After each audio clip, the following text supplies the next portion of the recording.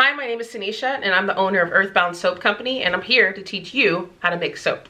Soap making has been my creative outlet for the past 7 years, and now I want to share this craft, this age-old craft, with you.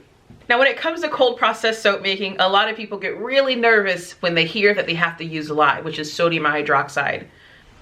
But to be honest with you, as long as you're following the proper safety protocol, there is nothing to worry about. Now to get started, we're gonna go over the materials that you're gonna use, certain terms that I might use throughout the video so that you have an understanding of what I'm referring to. We're gonna go over colorants, scents that you could use, and a bunch of other fun things. Oh, and more importantly, I'm gonna teach you how to create your own soap recipe. Now at the end of this course, you're not gonna only know how to make your own soap, I'm also gonna share with you some tips and tricks, just in case you wanna sell in the future. Okay, let's go ahead and get started. All right, first I'm actually measuring the lye, and that's 5.09 ounces.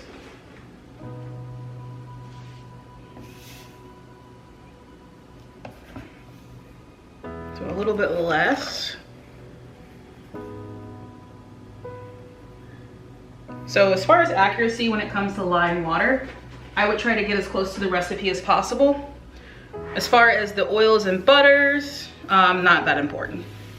Let me go ahead and clean this up. All right, we're setting that aside. And let's go ahead and measure the water. The water is gonna be 7.64.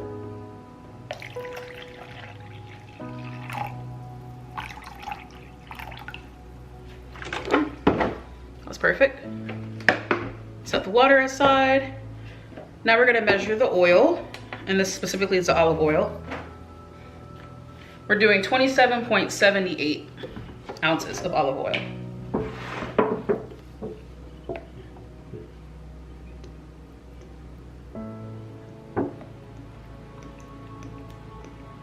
$27.78.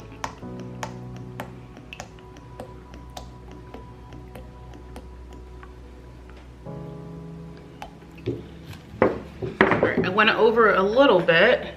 I think I'm gonna pour a little bit more in there because I can. And that's the glory of putting all the olive oil in one container. I don't have to, you know, if I make a mistake, I can actually just pour it back in. But again, the oil accuracy isn't that important, but I don't wanna go too much over. And we actually need a little bit more. And that should be good. Whoops. All right, moving on to the castor oil. We're gonna set this aside. Now we're doing 1.85 ounces of castor oil.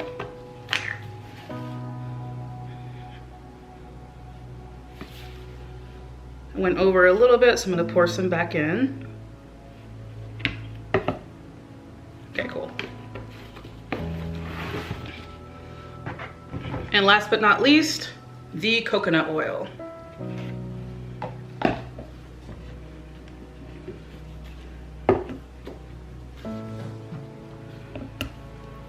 Oops. All right, big chunk.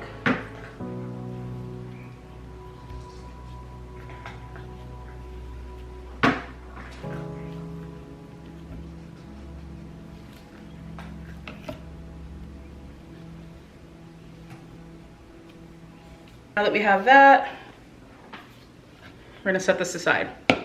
Now I wanna say the reasoning that I measured all of those things separately is because the method that I use is called the heat transfer method. And let's see. I'm gonna go ahead and measure out the fragrance oil. And the fragrance oil that I'm using for this is called Bali Breeze by Brambleberry. So I'm gonna go ahead and start with 2 ounces of the fragrance oil. And if we need a little bit less, then we will use less. I'm just making sure it's exactly 2 ounces. The scent that I'm using is very light. That's why I'm saying 2 ounces, because that's how much I think I might need. But again, it's fully your preference. Completely your preference. All right, So as far as the heat transfer method, this method is not okay to do for, I believe I heard it was not okay to use for tallow or any major animal fat butters. And I can't think of the name at this time.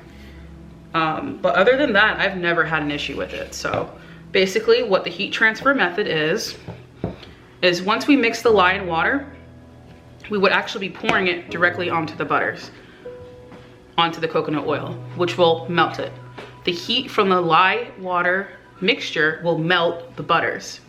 That way you don't have to do the normal method, and it'll also save time. And the normal method is heating up the coconut oil, melting and heating it up, and making sure that everything is around a certain temperature, and then combining it. I'm not a big fan of waiting until something melts on the stove and then waiting until it cools down only to mix it all together. The heat transfer method works perfect for me. Please try to use it. Do your research online if you're a little nervous about it, but I've never had any issues, and I normally use different oils than what I'm using now, and butters than what I'm using now. So let's go ahead and mix the lye and water solution. Let's move these out of the way. Now, this is very important. When you mix lye and water, you're gonna pour the lye into the water. I'm taking one of my spatulas here, slowly pouring it in. Sometimes I like to do this because I use lye beads, like they're in the form of little beads, and sometimes they can kind of pop out. And the last thing you want is for it to hit it in your face or hit you on the arm or anything like that. Which you really should be wearing arm protection, you know, long sleeves and eye protection. So now that I got that all scraped out of here, I'm gonna set that aside. I'm gonna slowly mix the solution. I'm gonna slowly mix it up. Let me zoom in so you can see there what it looks like. And this is very, very hot. And once I'm done mixing this, I'm gonna go ahead and show you just how hot it is. And you wanna mix it all up until there's no granules left in the bottom. It has to be completely mixed up.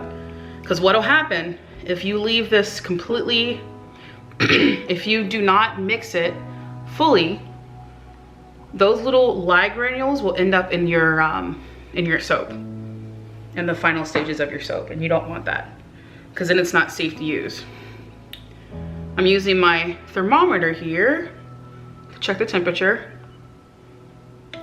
See if you can see that. That's crazy.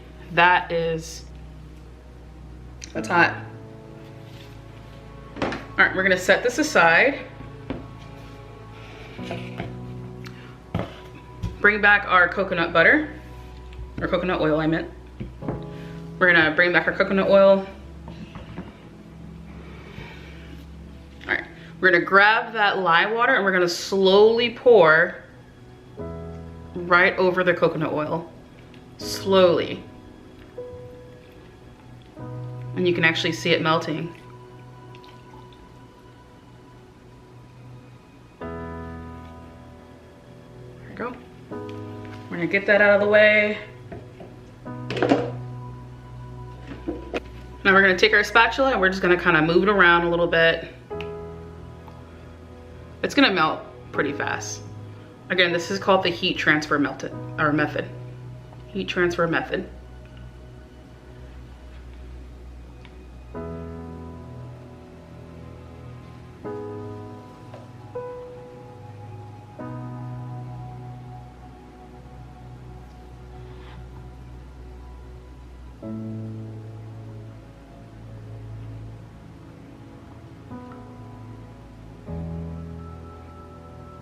All right, looks like it's completely melted. All right, we're gonna set that aside. Now we're gonna go ahead and get a larger bowl.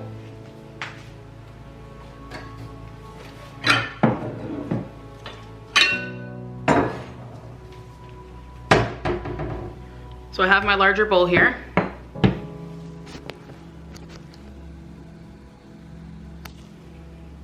We're gonna pour the lye water and coconut oil mixture in, slowly. That was a reminder for myself there. Take the spatula and get as much out as possible.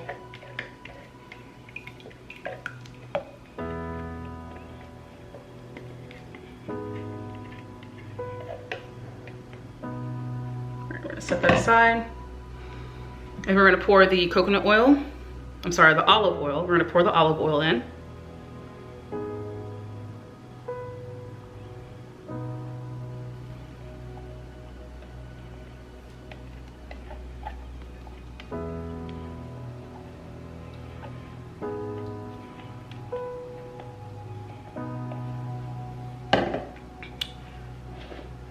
I'm gonna go ahead and pour the castor oil in, and it's pretty thick, so make sure you get all of that out of the container.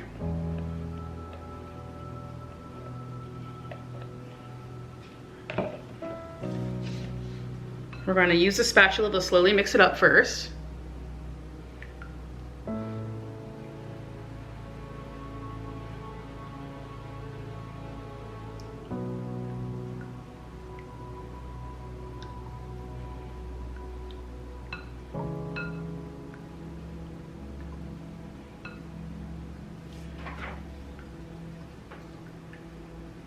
Alright, that's good. Now it's time to grab that stick blender. Now whenever you stick the stick blender in, do it at a diagonal angle, slowly, and then tap it at the bottom, and you saw that little air bubble pop up. The reason why you want to do that is because if the air bubble does not come up, you're actually putting more oil, not number oils, I'm sorry, you're putting more bubbles in your soap batter, and you want less bubbles. Because when you pour it in the mold, you'll have little air pockets, and that's not good. At least it doesn't look that great.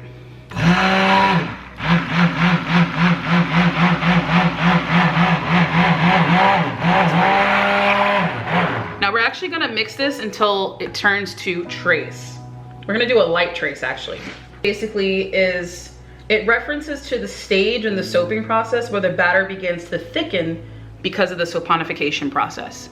Now, saponification is the mixture between the oils and the lye, the thorough mixture, the successful mixture of that's saponification. But now we're doing this until light trace. Again, trace is basically when the batter is so thick that it leaves a trace when you do this. And as you can see, we're not there yet. So let's keep mixing.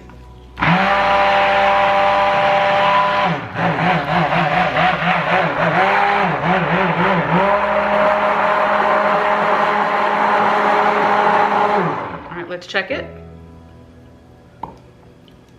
Almost there. Let's mix a little bit more. Now the good news about using a lot of liquid oils is it takes a lot longer to come to trace compared to using more butters and, you know, like coconut oil, shea butter, cocoa butter, and things like that. So again, if you use butters, then it'll come to trace a lot faster. For liquid oils, you got some time. And time means you get to do a lot more with your soap, trust me. All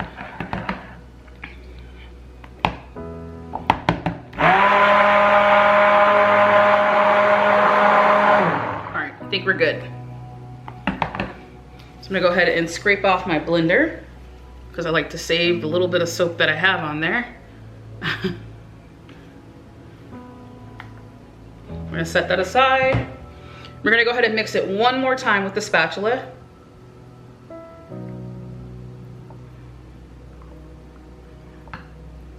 It's a really pretty yellow. All right. Now we're gonna go ahead and separate this mixture. I'm not really sure which design I'm going with right now. I'm kind of just going with the flow. I do wanna use this blue mica, that really bright blue. And then these tiger's eye stones. So I'm thinking like a beach scene maybe. Not really sure yet. I think I might do like a, I don't know, we're just gonna go with the flow here. I don't wanna overthink it. So we're gonna go ahead and separate this batter. We'll separate it in half. right, so I've decided to do like a rocky shore type of look. So what I'm gonna do is use the tiger's eye crystals or the tiger's eye stones as the rocks for the shore. I'm gonna do a blue water mixed with yellow, and the actual rock itself is gonna be brown. So I went ahead and grabbed this mica powder here for the shore, or not for the shore, but for the rocks. A little bit of yellow here, just a little bit. And then we'll do a little bit more. So this is gonna be the blue water, yellow mixed with the blue water, because I think it looks really cool. We'll put some white in it, we'll do that. And then this is going to be the rocky shores, and we will mix, let's see. Yeah, I guess that's it. We don't need this anymore. All right, and this is the tricky part, is really trying to figure out which design you wanna do. So this is important as well. As far as mica powder goes, if you want to pre-mix it, you can. And it really just depends on the type of mica powder you have. You can pre-mix it in oil, which is usually what people do, or you can pre-mix it in water, which I've never seen anyone pre-mix mica powder in water, but hey, you never know. I don't need to pre-mix it. I don't feel like it's necessary, because what I do is I put it a clump in the middle, and no specific measurements, as you can see here. That was not specific at all. I know based off of history of using this mica, I need a little bit more than 1 spoonful. So I did 2 spoonfuls, 2 tablespoons. Again, I put it right there in the middle. Now I'm gonna go ahead and, actually let's go ahead and do the white mica powder. And the white mica powder is gonna go in this one. Again, a clump right in the middle. I'm gonna use a little bit more, just because it's a little weak sauce. And last but not least, we're gonna do the brown mica. And I never need to use much of this. We're gonna do 1 spoonful. All right. I like to pour my fragrance oil in with the mica. So that way when I mix it, I can mix it all at once, and I'm not, because the more you mix this batter, the thicker it gets. The thicker it gets, the harder it becomes to get it in the actual mold.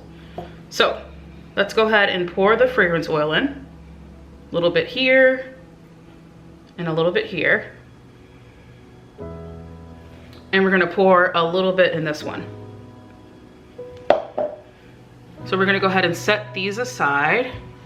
We're gonna mix this first. Grab that stick blender, put it in right on top of that brown mica. Tap it so the bubble comes out, and then start. Look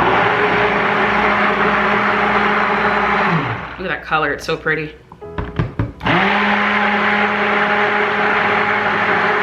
Now I'm gonna mix this a little bit longer so it thickens up, because this is actually going to be the quote unquote rocky shore, right?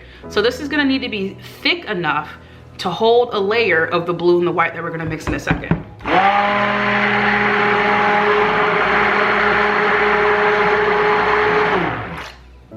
Almost there.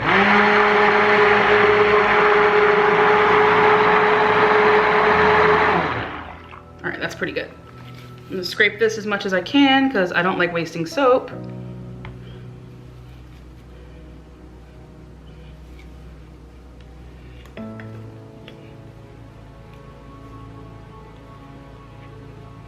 All right, whoops. Set that aside. We're gonna mix it one more time with the spatula just to make sure we didn't miss any little areas there. And you always wanna make sure that the fragrance oil is thoroughly mixed, and the mica powder. Grab my soap mold. Now I'm gonna do this at an angle. Let me zoom out so you can see what I'm doing. I'm gonna have my soap mold at an angle here so that when I pour it in, it'll be kind of, it'll reach the top here. So when I put the rocky, like the tiger's eye crystals, I'll put it right on top of here. So I'm gonna need some of my rags so I can make like a, there we go. That's good. All right, I'm gonna go ahead and pour this in. And I want you to see this, so we're gonna move all that stuff out of the way. Extra support, nothing wrong with that. Zooming in. All right, let's get pouring.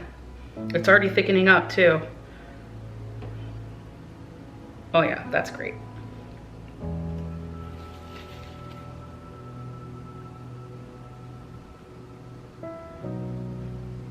Oops. That's what happens when you look at the camera instead of the soap. I'm gonna scrape the rest out.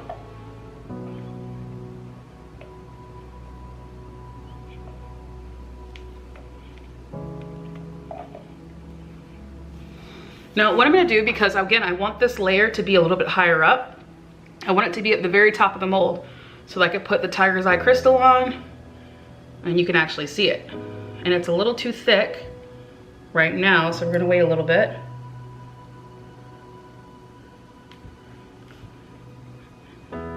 Because pretty soon I'm gonna be able to do this and it's gonna actually stay where it's supposed to be, not slide down back into the mold. We're almost there. All right, you know what, while it's doing that, let's go ahead and just mix the other batch that we have there. Clean up the area. All right, so we're gonna grab that blue and white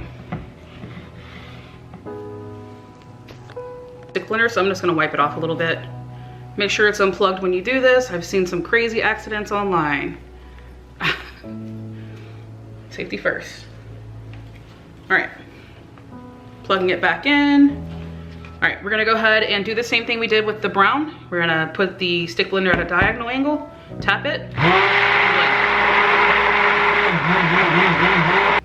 Just so you know, we're doing something called an in the pot swirl. So with an in the pot swirl, the thicker the batter, the thicker the swirl, the lighter the batter, the lighter the swirl. Sometimes it's too light and it mixes the colors together, so you gotta be careful. But it's all about trial and error, right? And I'm gonna make this a little bit thicker. All right. Now, technically, I should have done the white first, because now I gotta put the stick blender in the white, and I gotta make sure it's cleaned.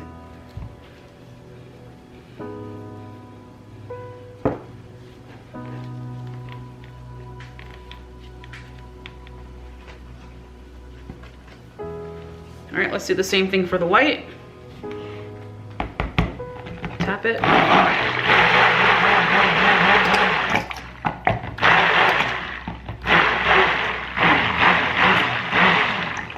And that made a pretty white. Well, it's kind of a tan, but it's fine. No big deal. I'm gonna grab my other spatula just because it's cleaner. That's about it. That's why it's always good to have a backup spatula. All right, we're gonna mix this first.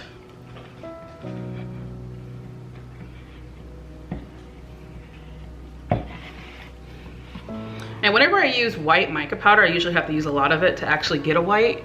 Another option is titanium dioxide, which is derived from a plant.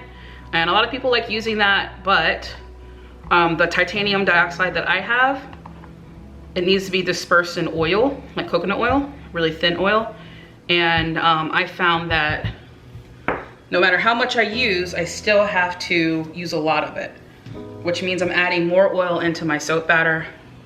And yeah, that's not necessary. Because obviously the more oil, the more you throw off the recipe. All right, so let's just move these out of the way. We're back to our mold. As you can see, I can move it any direction and it's not going anywhere. That's what we were looking for. Grabbing my brown spatula, and I'm gonna move it up one more time to get as close to the top as possible, because that is the desired effect. All right. Clean the edges, or make them worse. Okay. I'm gonna go ahead and move this out of the way one more time. Now I'm actually gonna pour, since there's like less white than the blue, I'm gonna pour the white into the blue. So I'm gonna do it at a high up in the air, and then I'm gonna start coming down a little bit lower. That way, we'll do a little bit higher again. That way the batter actually gets to the bottom and then some gets to the top. And we're gonna scrape it.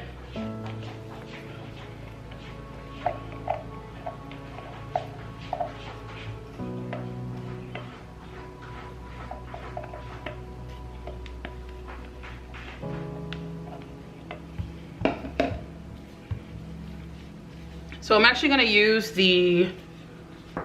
I'm actually gonna use the tip of this and I'm gonna stick it in and swirl it one time.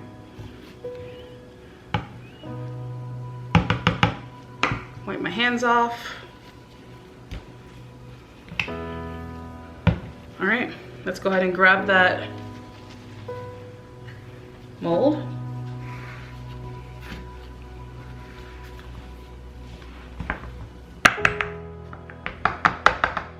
Okay. All right, so we're gonna go ahead and pour this batter in here.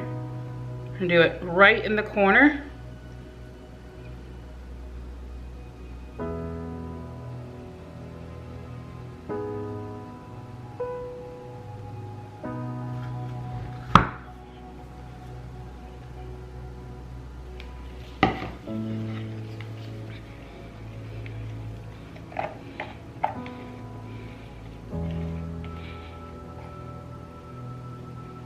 We're gonna tap it down to get rid of any air bubbles. And again, that's to get rid of any air bubbles. All right, so what I will try to do though is bring some of that brown out. So we're gonna do kind of like a little messy push. And again, this is where the tiger's eye stones are gonna be anyway. Kind of like do a little bit of a wave. Some texture here. And it's easier to wait for it to get thicker for you to do texture like that. So I don't mind where it is now. All right. We have some of those tiger's eye crystals. I marked my soap mold, and you probably can't really see it from here, but I marked it about 3 centimeters. Or an inch, a little bit of an inch. I think I would say an inch. I marked it every inch on my mold because that's how big my soaps are. So that's where I'm gonna put the stones, right in between there. So that when I cut my mold, or when I cut my soap batch,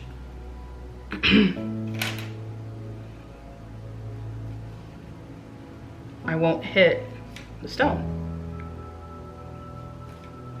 Oops. All right, let's talk about gel phase. Phase is, or occurs in the beginning of the saponification process. It basically refers to a short period of time when the soap batter transforms into a warm, clear gel. Now, if you want your soap to fully gel, for me, that's what I want. I want my soap to be completely, one color, I want it to all be uniform. Not in the center be one color and then the outside be another. Then the best thing for you to do is to make sure that the entire batter is warmed up to the same temperature. In order to do that, you would be using a method called CPOP. CPOP stands for cold process oven process. The way I do it is I put my batch, I put this whole entire thing in the oven when it hits 170 degrees. Or warm on most ovens. Once it hits that, I turn off the oven and then I leave it in there overnight. By the next morning, it should be ready to go. Okay, I found the best way to clean these is grabbing those rags that you had, wiping the entire thing down first. Wiping all of that raw soap out of there and then washing it. Some people like to go ahead and let their let the soap saponify on the supplies and on the, the things that they're using, and then washing it, because you're basically just washing dishes in a way. But I find that the soap also gets really thick and it takes forever to get them clean. So I wipe them down first with a rag. These rags I only use for soap making. That's important. And then I wash them.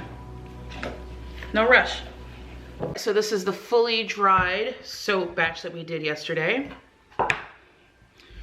By the way, this brace is good to have for molds like these, because what happens is the middle buckles a little bit when you pour the liquid in.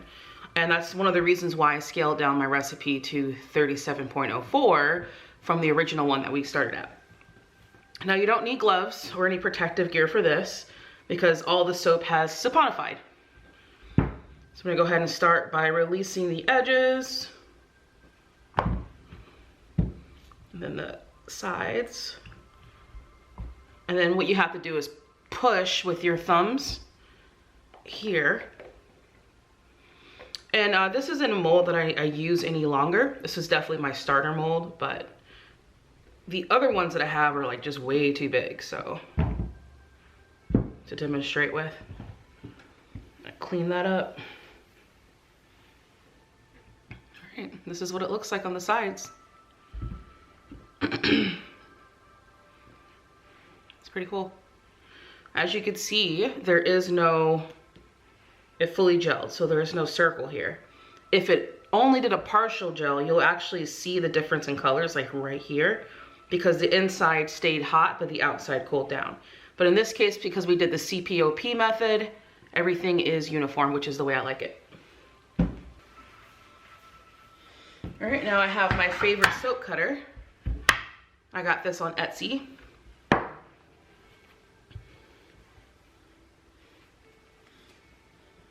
I'm gonna go ahead and put this at the 3 centimeter mark. I'm gonna cut off a little bit of the edge first, just because I want it to look nice and neat. And you know what, I almost forgot that there's stones here. So we have to be really careful when we do this, so that I leave enough space for the stones. That's what the little piece looks like. I like it. Sometimes I can be a little bit of a perfectionist and, you know, complain about certain things, but I'm not gonna lie, it looks pretty cool.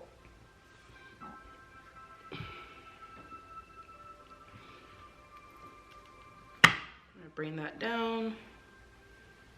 And yeah, this is the finished product. It's really pretty.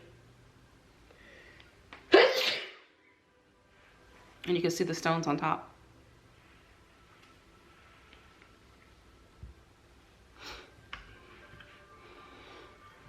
And I'm using this rag to wipe down the thread here that you can't really probably see, so that I'm not dragging through, you know, soap from the last bar through another one, making like little trails. I bring that straight down. And honestly, it looks really cool. It looks like a beach scene. It's not what I was going for, but it looks good. It looks really good. I love that. I was going for like a cliff, a rocky cliff, and then, you know, the white to be at the top. But again, that's me being a perfectionist. This came out perfect. I love when that happens with soap making, because it will happen a lot. You'll go for one thing, like, or specific, you'll go for a specific design. You'll go for a specific design, and then, you know, get something else, but that something else works out. I love it.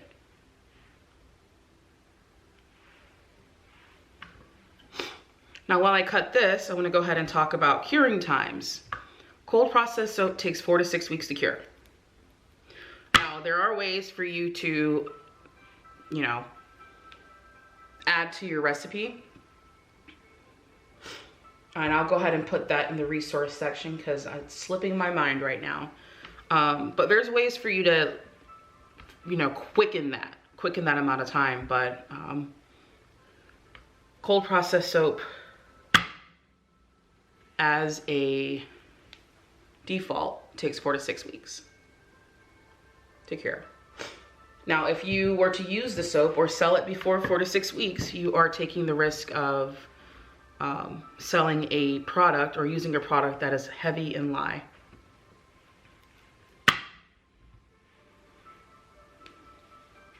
You don't want to sell anything that's heavy of lye.